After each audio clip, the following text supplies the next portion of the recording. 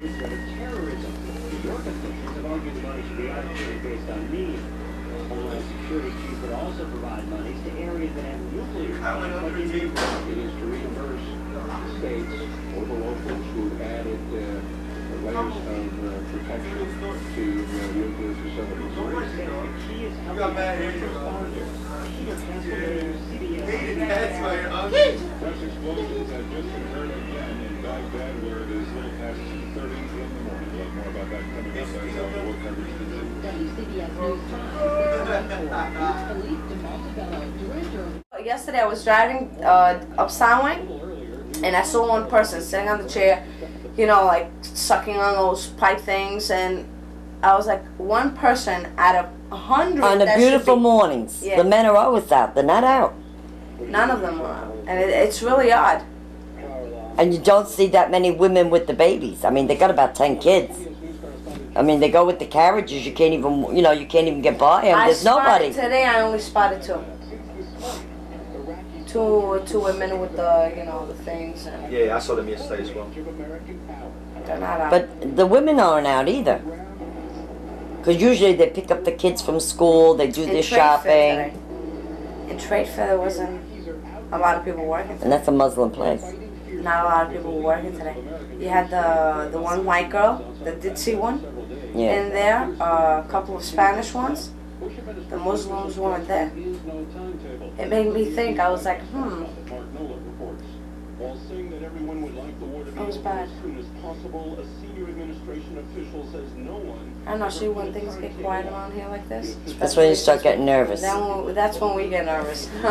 When you don't, Especially after 9/11. when you don't see them out. When they're out, you feel, I tell you the truth.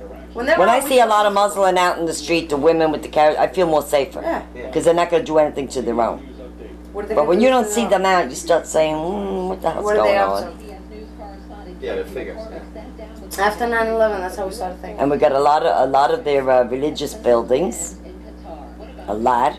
Now they're opening their own schools, so they say they're schools. Yeah, they opened the one on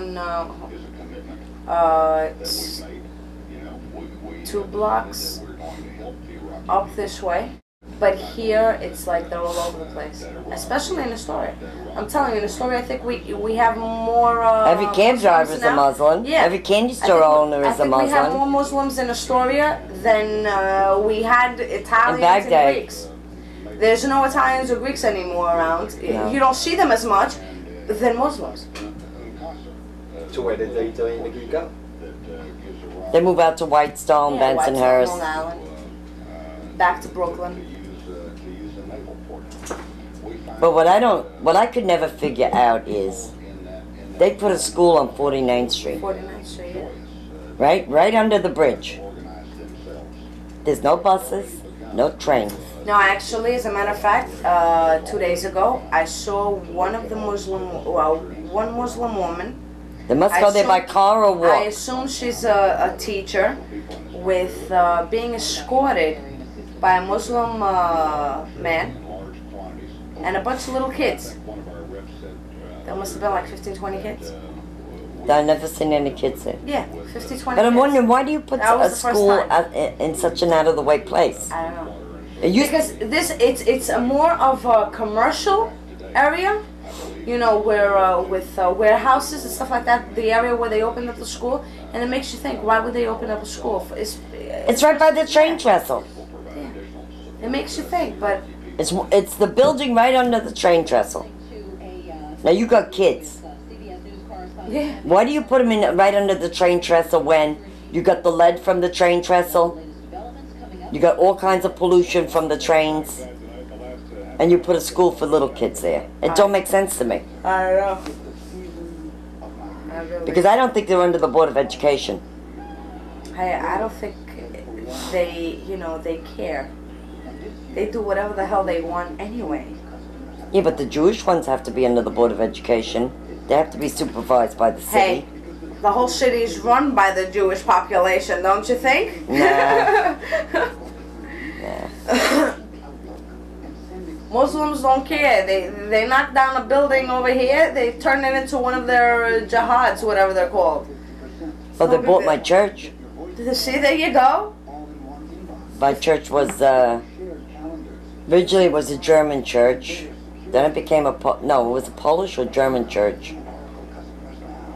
And then it became an Episcopal church. Susie, money talks. And when the Muslims... We were there for years. And then, well, I could see I'm the oldest member and the youngest. And there's only me. So they closed it, the diocese closed it, and they sold it to the Muslims. Because the price was right.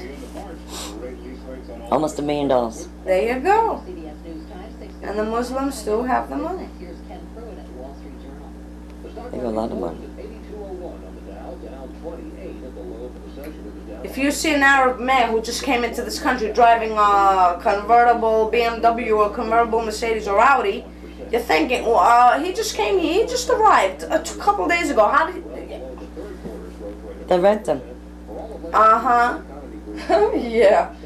Let's go rent one. I don't know. Seems like the foreigners from certain countries do very well here, where we struggle all our lives.